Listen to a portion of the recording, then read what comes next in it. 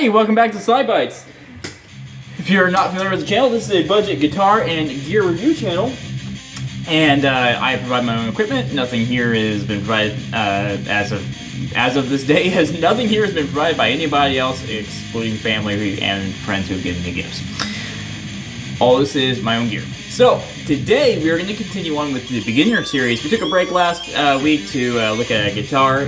This guitar, actually, if you missed that review, go check that out because this is just an awesome guitar. This is a Schecter C6 Plus in drop C sharp. Beautiful guitar in electric magenta. Oh, I just love this thing. We are running my main rig today, which is my Acoustic Elite Series G120 DSP and all my plethora of pedals, because today we are going to talk, well, not all my pedals, but my primary setup at the moment for the next couple months until I decide to change it all up again. We're going to be talking about guitar pedals in this video, and it is a topic that is near and dear to my heart because this is one of my favorite parts of guitar playing is guitar pedals. If you're getting into guitar and you're just coming into this, and you know, as a newbie, as a beginner, I'm going to go ahead and turn my tuner here. This is going to be an important point here in a minute.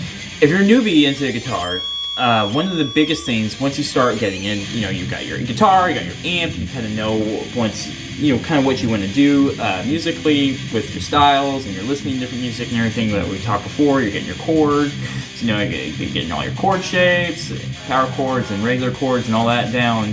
Starting to know some stuff. You're gonna probably want to start experimenting with different soundscapes and effects and different tonalities, different ways of playing your guitar. And pedals are an amazing tool for guitarists to express themselves in different ways. They're just awesome. If you're the artist, your guitar is the brush. I feel like pedals are the paints themselves, the different colors you're using, and you know, your amp is kind of like the canvas, maybe? I don't know. Is that a good way to describe that? You tell me. But your pedals color so much of what you're doing. So let's go ahead and talk about it. This is going to be the SlydeBytes intro to pedals, just some basic info, and my top 5 pedal types for beginners. There's a lot of people out there who made their own videos. I won't watch them. Not anything against them, because this is just me delivering my opinions to you from my past 15 to 16-ish years now of playing guitar. These are just my picks, my point of view. I'm not saying I'm the end-all be-all of all information. I'm just saying this is what I think my top 5 types of pedals for beginners would be, and some basic info for you to get started. So let's go ahead and talk about this a little bit. So let's go ahead and rotate a little bit, because recently, we're sitting on the floor because there's not really an easier way to show pedals except we're sitting on the floor. So let's go ahead and rotate a little bit here. So here you have my pedal chain. So all the way over here, right here is my tuner, my synth wah, my Bad Monkey, my K-Mize noise gate, my Behringer Ultra Metal, my Cool Cat fuzz, my chorus CE2, and my lock key analog delay over there in the corner. So when you are setting up your pedal board, where you set your pedals is very important. Tuners usually are going to be at the beginning, and you can use this to cut your signal. So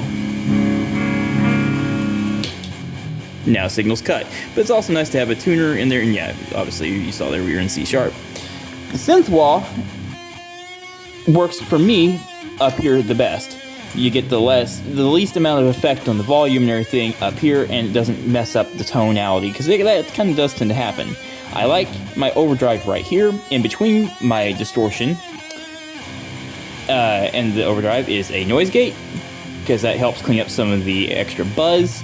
When right now we're sitting close, so you're gonna get some buzz no matter what I'm doing. We're so close to the amp. But in general, you don't hear a whole lot of buzzing with the noise gate on or anything, because I have it positioned where I found, after moving this thing all over the place and this chain, I found this is where it works the best and where it cuts out the most noise. Distortion and fuzz tends to go after your overdrive and the chain. And then I have my chorus and my delay at the end. This is just, you know, one way of doing it. This is kind of what I've settled on myself. I feel like other people kind of follow the same chain. Now, when I'm saying this, we're going from the tuner. The guitar is going straight to the tuner, and the delay is going into the amp. So if that tells you the direction we're heading with things, might help a little bit as well. I don't tend to use the effects loop. If you have a nice effects loop, that is also a great way to run your delays and maybe some of your choruses, things like that, into the effects loop to get a little bit better performance out of those effects. And something else I do want to mention. I'm running all these. Some of these are running off can be run, I should say. Some of these can be run off of a 9-volt battery. Some of them only run off of a 9-volt power supply. I'm running a one-spot power supply. You might want to make sure you're not overtaxing that power supply. Make sure your pedal power requirements are met within your chain by your power supply. You don't want to overburden or anything like that with your power supply. Kind of keep an eye on that. There's ratings on all your pedals. Try to keep within the limit of what your power supply can do. So anyway, moving on from that. Also, don't blow fuses in the house. That sucks. Anyway, so moving on. What are my top 5 picks for pedals for guitar players? Number 1, and I'm just going to grab my first example of this, would be a tuner pedal. This is an old Johnson branded, I don't even know if they're still around, chromatic tuner, and it is beat up, it is weathered. It's kind of getting grungy because I've used it for, I've used this thing for literally years. This is, pretty standard format, but a tuner pedal, again, is awesome. It will cut your signal and also help you tune your guitar. Really awesome. I love tuners, I highly recommend them, and yeah, I think that's probably the most basic thing, but it's also one of the most handy things you can add to your board from the get-go. I highly recommend a good tuner pedal. Next would be an overdrive pedal. This is an old Rogue overdrive pedal, but I also have the Digitech Bad Monkey over here, which is my primary. But this is a pretty good one too. Probably it's so old and probably extremely outdated. But this is an overdrive. Just one example of many. You can go ahead and pull you back over here too to show you the Bad Monkey, just so you have a reference point. Because a lot of overdrive pedals are going to come in a kind of a green format like this. So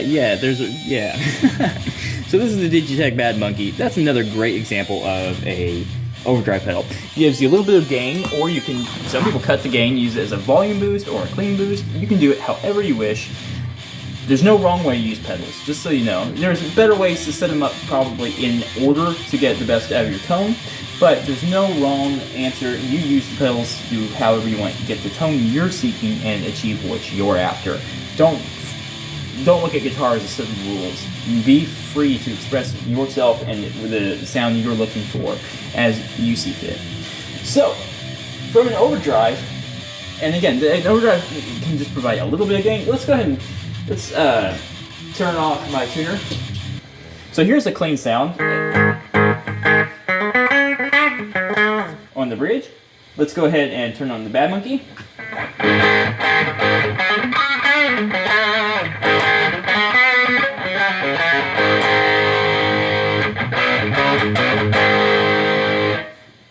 I'm going to go ahead and turn off the noise gate there.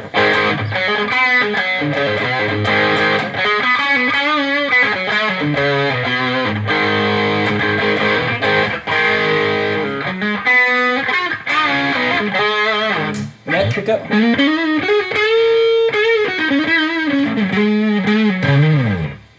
So yeah, overdrives do that. I also use an overdrive into a distortion pedal to provide a bit more push into that, and a little bit more gain and a nice mid-range bite that you don't otherwise get. So moving on into my next pick would be let's go ahead and just show the most iconic, some sort of distortion pedal, whether it be a fuzz or a distortion itself, something like that. I usually recommend one of these. Let's go ahead and turn on the Ultra Metal and show you that on the bridge.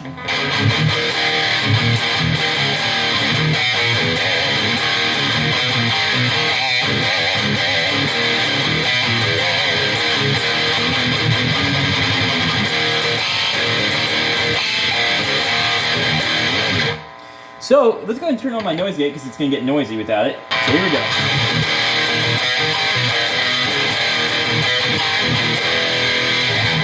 So without that, with the overdrive,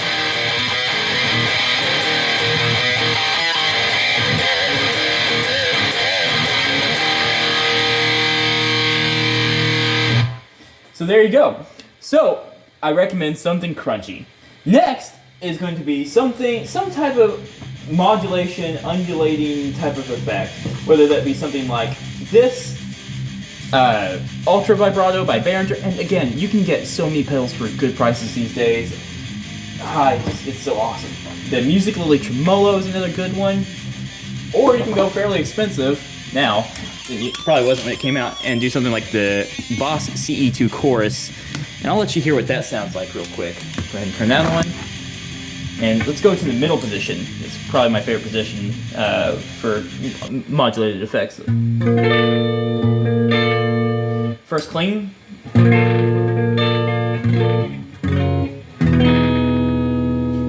Turn on the chorus. We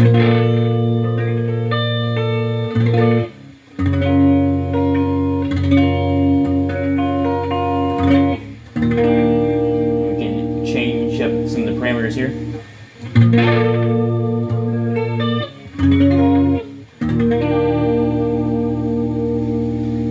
See what that does? It's kind of cool because it's kind of like having multiple guitars playing at once, but it's a really neat pedal. I've had it for a long time, and it does everything I require it to do. Moving on, we're going to talk about either having a delay or a reverb. So let's go ahead and let's go ahead and let you hear the clean sound. Back on the middle.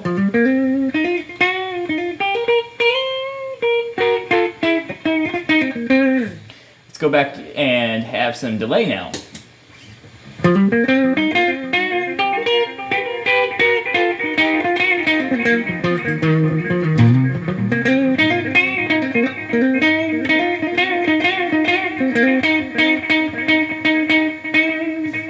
So I tend to use delays rather than use reverbs because to me, I actually prefer that sound. I do sometimes use reverbs, especially built-in reverbs, but they just come in handy a lot. And if you have a reverb, you might want to try delay. You might find yourself having a preference one way or another. Maybe you're going to do some really big atmospheric stuff and you need both.